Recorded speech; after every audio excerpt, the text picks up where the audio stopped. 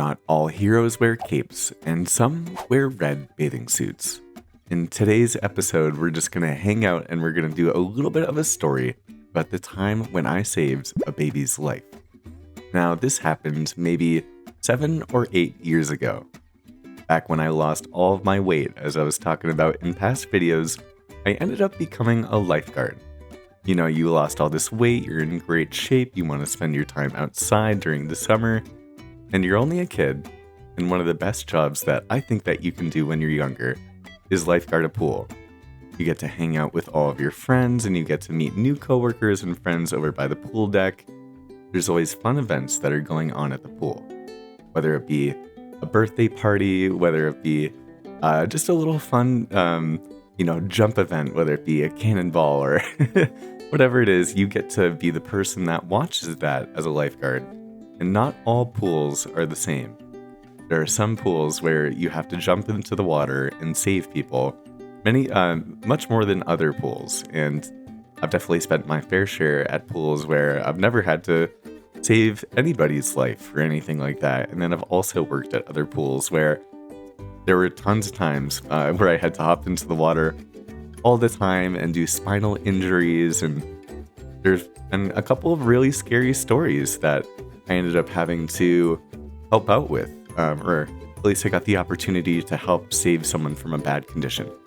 And this story in particular is notable because it's about a baby, someone, not old enough to swim.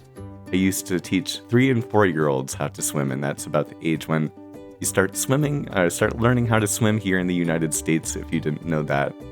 And so maybe a 1-year-old baby, a baby in a carriage, and that sort of thing. And so it was a bright, beautiful summer day, and it was one of those really, really hot days where the pool is overpacked. And if you've ever been a lifeguard, you'll know that oftentimes when you're watching a pool, you'll do it in shifts. And you go around the pool in 15-minute shifts. So I'd spend the first 15 minutes at the front of the pool, and then another lifeguard would come and they would take me off, and I would go to the next part, and then to the next part. And usually there would be 3, maybe 4 rotations during the summer.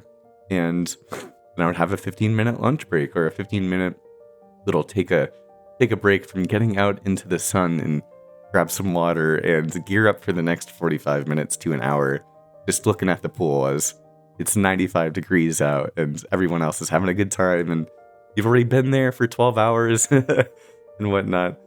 And so it was one of those really hot days where we needed to call in extra lifeguards. There were way too many people in the pool, and as a lifeguard, you need to make sure that you have a certain number of lifeguards for a certain number of people in the pool. And I can't remember the ratio anymore, but that day, as many days during the summer, it was one of those hot days where instead of having 3 or 4 lifeguards on at one time, we ended up having 7 or 8 lifeguards on at the same time.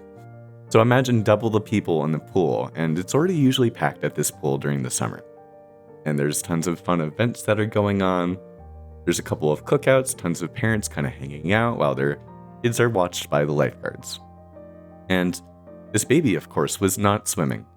It was in a carriage. It was right next to its parents, and I think they were kind of like leaning on the carriage and then talking to their friends and whatnot. And at the pool, there does happen to be a bit of adult beverage consumption, so it's a little bit easy to get uninhibited and maybe forget about your responsibilities for a second. And so whatever happens, I'm here at the first chair as a lifeguard, and I'm refreshed, I'm ready for my next shift, and I'm feeling good to go, and it's about 2:30 in the afternoon, and I'm at the shallow end of the pool where all of the young kids are hanging out. And although you might think that the shallow end is the easy end to watch as a lifeguard, those are all the high-risk kids, right? It's all the kids that might not be ready for the deep end and might not be as good of swimmers and whatnot. And so I'm making sure that paying attention to them and whatnot, and then just out of nowhere in the right-hand corner of my eye, I see a runaway carriage, a carriage with a baby in it, just beelining it towards the water. And it's maybe 10 to 15 yards away, maybe maybe 15 meters for those of you that are using the metric system. I'm here in the United States, but a solid distance away. And I see it beelining just for the shallow end of the pool, and I realize that there's a baby inside of it.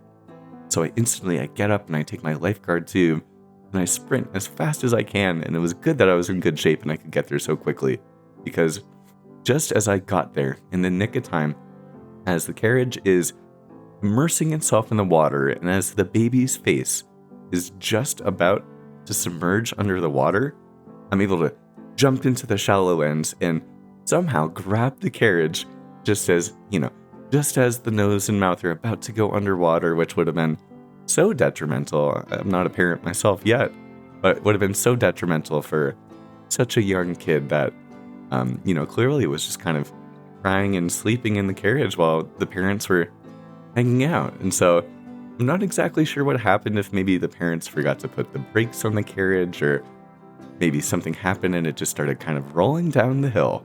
But it was a solidly steep hill and the parents had no idea.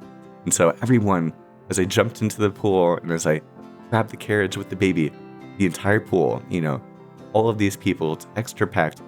They just look over and people gasp and they're like, and I was the person to save the day.